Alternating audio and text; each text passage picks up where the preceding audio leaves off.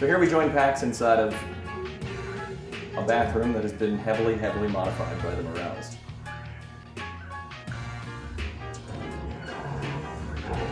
And the Amanitas have invaded, and we're going to have to figure out something to do.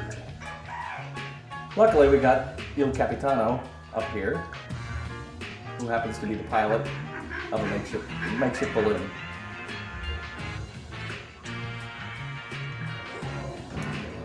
Now, what I'd like to illustrate here, for just a moment, player 2 can actually interact with the environment, and he'll be able to pick up some of these pieces of junk on the ground and throw them at the enemies while I'm still fighting.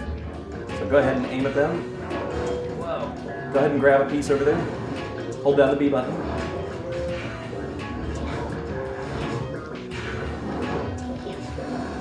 And with a quick snap, there you go, you tag him with it. Player 2 can also heal me by pounding the A button.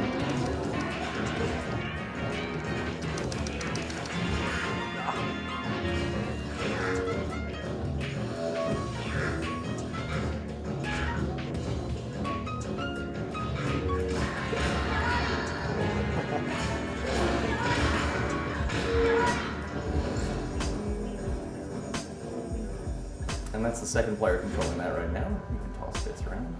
So this door over here is locked, and I'm going to have to figure out a way, using Il Capitano up there, to open it. Now if you listen to the music, it's very toned down and not much is happening right now, but as we progress further and further up inside the bathroom, we'll get more and more tracks of this amazing dub track that the guys at Gleek put together for us.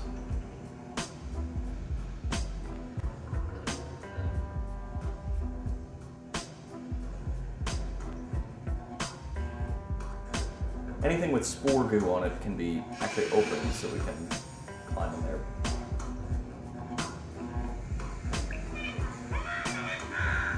Here we go, here's our first balloon trip.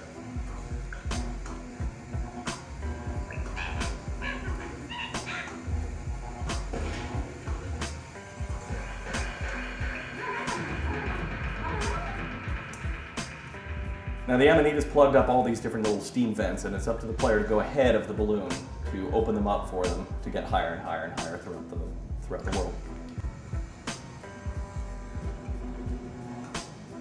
This is a good example of some of the metronomic stuff where things are tied to the beat here. As the music increases in intensity, we'll hear more and more. Got some good draw distances, good character limits and everything like that. So here we go. Let's sail on over here. With a quick whack, I can take the cork out, and you will start to hear more and more layers of this music get added as we go further and further up. So now I can go up a little higher in the balloon.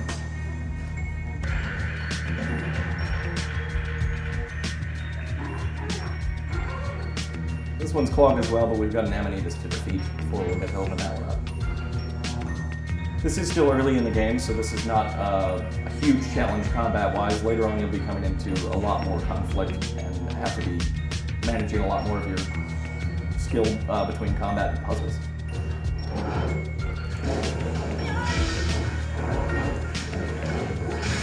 Now, once I get him bleeding, go ahead and point at him and hit the B button. There you go. Spore Punisher. I love that little balloon.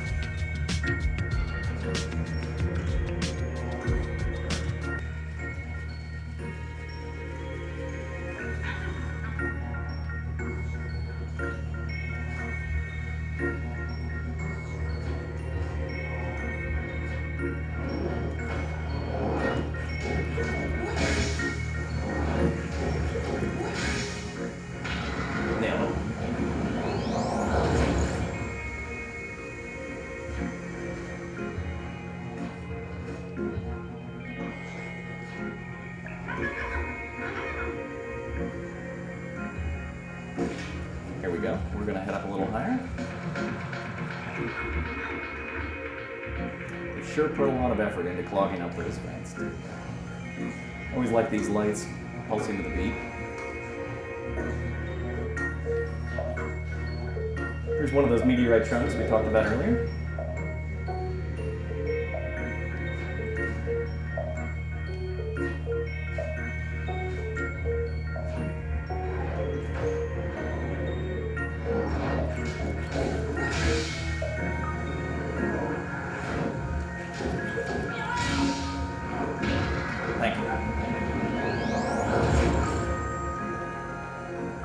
things we like to do with the game is not to actually force one particular route for the player, so there's a ton of different ways you can actually navigate throughout the space. You can use the sticky hand, which I didn't get to yet, but we'll talk about that in a bit.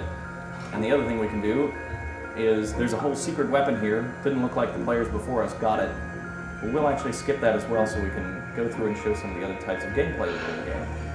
Using my Sporekinesis, I pulled that lever over, opening the door. So let's go hop down there. And we'll open our cap to have a nice view on our way down as we sail down.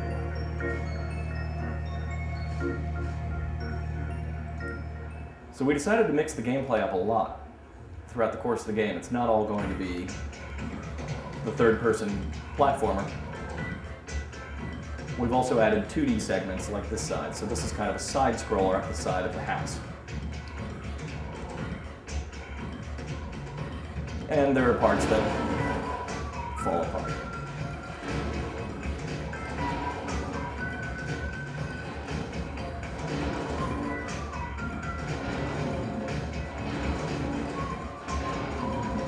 Put some enemies up here too. Thank you.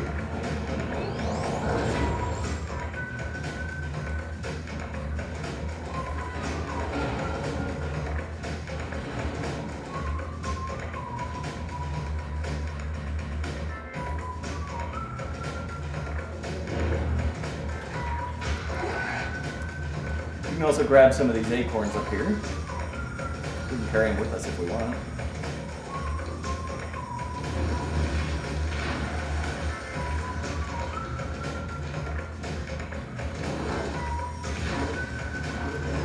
Ouch, I'm getting beat up. If you'll remember from earlier, we had we fought a possum, and we weren't quite done with him yet.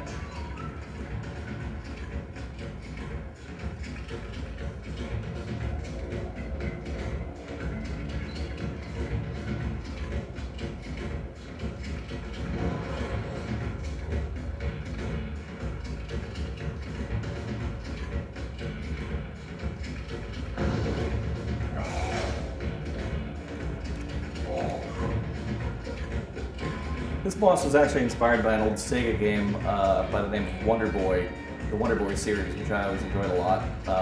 So he'll be coming off the screen, and there'll be a lot of things going on here. It's going to be kind of fun. But in the meantime, we're going to change up our weapons here. Let's go for a bash. The Lucky Pun.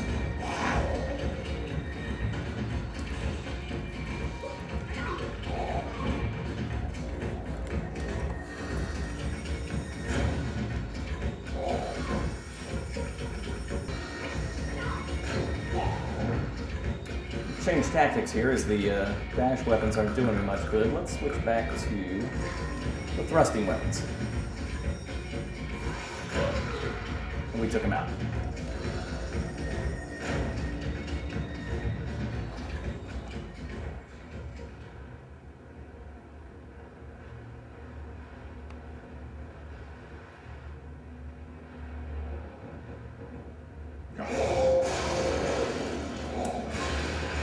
But he was just playing possum, and over the edge he goes.